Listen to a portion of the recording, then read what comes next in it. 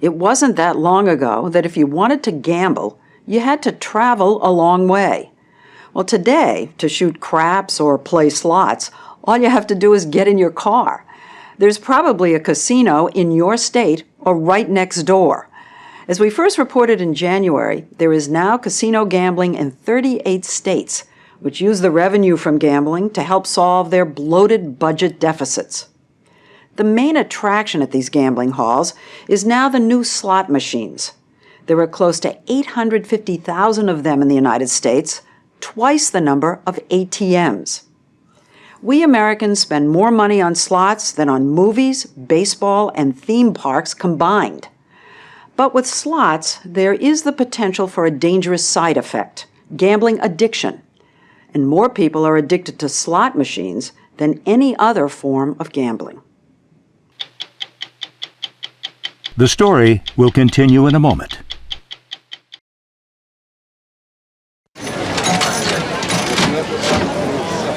This is what slot machines used to look like, where you pull the handle and hope for three of a kind.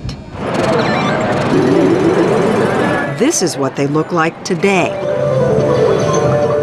The modern slots are like high-tech video games that play music and scenes from TV shows. You can play hundreds of lines at once, and instead of pulling a handle, you bet by pushing buttons, which means each bet can be completed in as little as 3.5 seconds. It looks like great fun, but it can be dangerously addictive. Whether or not it's their intention, the gambling industry is designing machines that can addict people. MIT anthropology professor Natasha Schull has studied gambling addiction for over 15 years. She's interviewed gamblers, casino owners, and slot machine designers. Do you think that most people would even think that a machine could addict you, that a machine can do the same thing that a drug could? What addiction really has to do is with the speed of rewards. And these machines, if they're packing 1,200 hands per hour into play, you're being exposed. You could see that as being exposed to a higher dose. A higher dose, says Schull, because all that speed means more bets, and that means more excitement. And no machine is better for that than the penny slot, the most popular game on the casino floor. Because the bets are small, you can place hundreds of them at a time. Another core aspect of their addictiveness is their continuous nature. You're not interrupted by anything. You're not waiting for the horses to run. You're not waiting for the guy next to you to choose his card to put down. There's no roulette wheel spinning. It's just you and the machine. It's a continuous flow without interruption. I found that the machines were wonderful. I loved the excitement. I loved the people. I loved the camaraderie, the high fives when you win. It was just very exciting. Sandy Hall lives only a short drive from thousands of slot machines in Rhode Island and Connecticut. Married with 2 daughters, she worked in a bookstore and used to look at the casinos as an entertaining break. But eventually, she was playing slots so much, she burned through her retirement funds. My every thought and every being, if I wasn't at the casino, I was figuring out how I was going to get there. Where was I going to get the money? You know, you sound like a heroin addict. It takes your soul, it takes your humanity. You drive home pounding the steering wheel, promising yourself you're never going to go again, you're never going to do it again.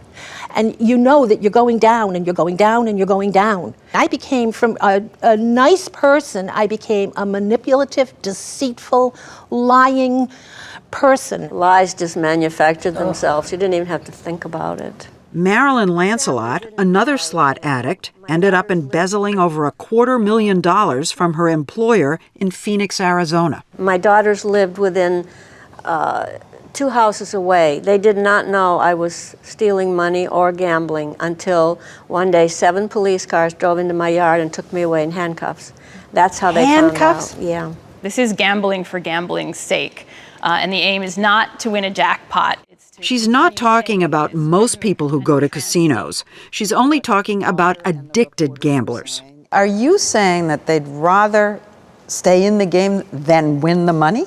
Yeah, not only am I saying that, but I found instances where gamblers who won a jackpot then became irritated because it stopped the flow of play. Researchers at the University of Waterloo in Canada measured how players respond physiologically while they gamble and showed that the new machines can make them think they're winning even when they're not. The gambler almost always gets some money back. If he puts in $1, he might get back 50 cents.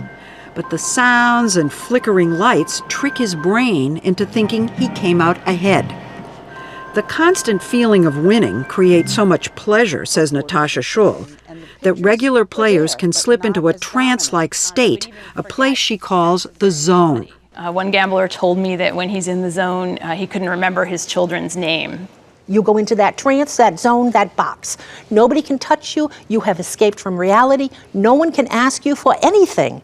When you sat in front of those machines, did you get in the zone? Did you have a buzz? I was having a love affair with that machine. That was my love. If anybody came near it or touched it, back off. Don't touch my machine. It was the same as a kiss from a lover. Really? It was sweet, sweet. And yet, not everyone is convinced the machines addict people. Listen to Howard Schaefer, the director of the Harvard Medical School Division on Addiction, the man the gambling industry loves to quote. And your position is machines are not addictive, that machines, inanimate objects, are not addictive? Machines didn't make me do it. If slot machines caused addiction, then most people who played slot machines would develop addiction, and it's the opposite. But at one point, you said slot machines were the crack cocaine of gambling. I did say that. And how does that square with what you're telling me today? Not everybody who uses crack cocaine becomes addicted. Yeah, but nobody's going to sit here and try to tell me crack cocaine isn't addictive.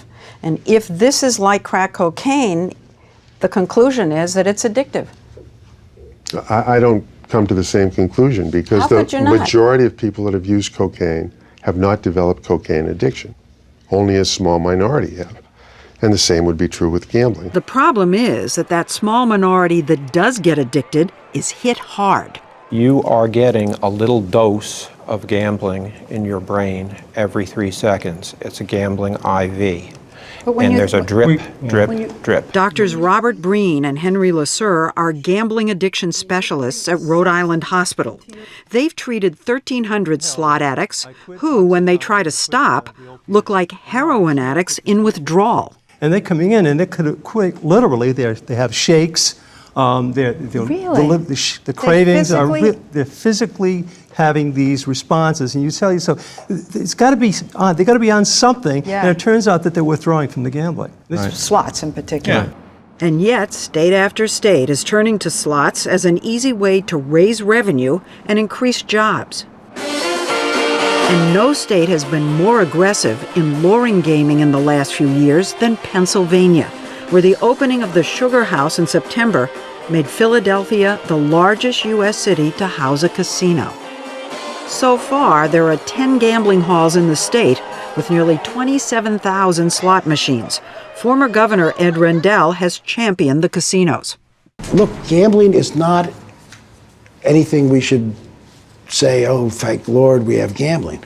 But it is a decent way to raise revenue where the upsides that's produced is significantly better than any downside that comes from it. You said there were downsides to gaming. What are they? The biggest downside is that some people lose their paychecks. But understand, Lesley, they're not losing their paychecks because Pennsylvania instituted gaming.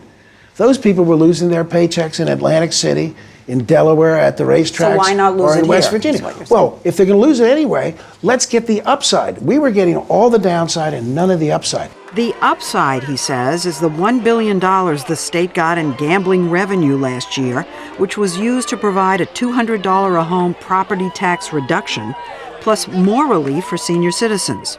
People have been gambling since organized society was formed on the banks of the Tigris and the Euphrates. They were gambling. And they will gamble as long as there is life on this planet. And that's a fact. No one's saying that people can't gamble. This is about government using gambling to prey on human weakness for profit. Les Bernal is head of the national organization Stop Predatory Gambling.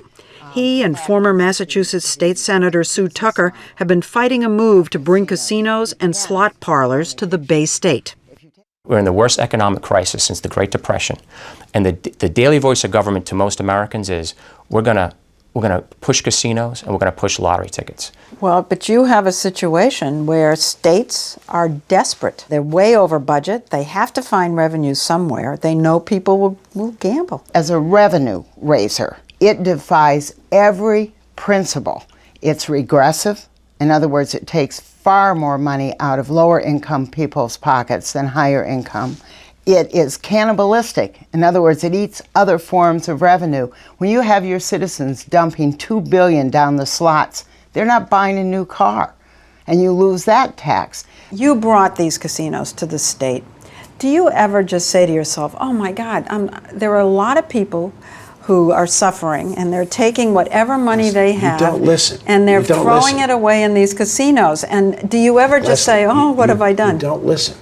Anyone who has that bent would be doing it in other places had Pennsylvania not legalized gambling. The counter-argument is that you're creating new gamblers. Then lots of new gamblers. You're not creating new gamblers. Well, because it's down the street. Just But logically. those people play the lottery. They bet But they on wouldn't football. necessarily. How much money is bet on the Super Bowl? People are losing money for the state to get its revenue. They're Leslie, losing money. Let me answer this. I've known you for 2 or 3 decades. You're a very smart person. But not now. But you're not getting I'm it. dumb now. You're not getting it. Those people would lose that money anyway. Don't you understand? Our pressing him on this point led to this. You guys don't get that. I do get it. You're simpletons. You're idiots if you don't get that. We couldn't figure out why all the emotion. But his main point was that gambling is good entertainment and people should be allowed to make their own decisions about it. But since the first casino opened in Pennsylvania 5 years ago, calls to gambling addiction hotlines in the state have tripled. Sandy Hall says her problems didn't start till 3 casinos opened near her.